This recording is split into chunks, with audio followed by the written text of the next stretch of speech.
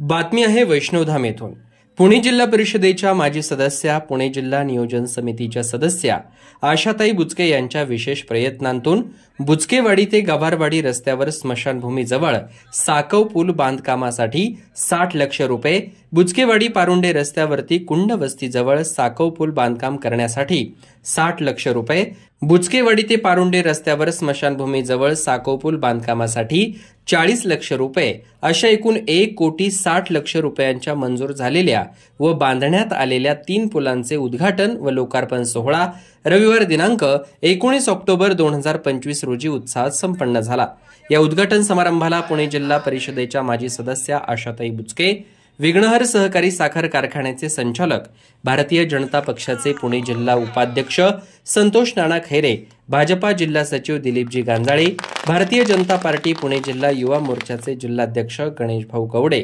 पारुंडे नगरीचे सरपंच जयेश पुंडे, वैष्णवधामचे सरपंच योगेश बुचके, दगडूशेठ पवार, राजूशेठ चव्हाण, माजी सरपंच विनोद भगत, कालेगावचे सरपंच कुलदीप नायकोडी, एनेरे गावचे लोकनियुक्त सरपंच अमोलभाऊ भुजबळ, गवारे गुरुजी आणि केदारे गुरुजी आदी मान्यवर व पदाधिकारी मोठ्या संख्येने उपस्थित होते। पाहुयात।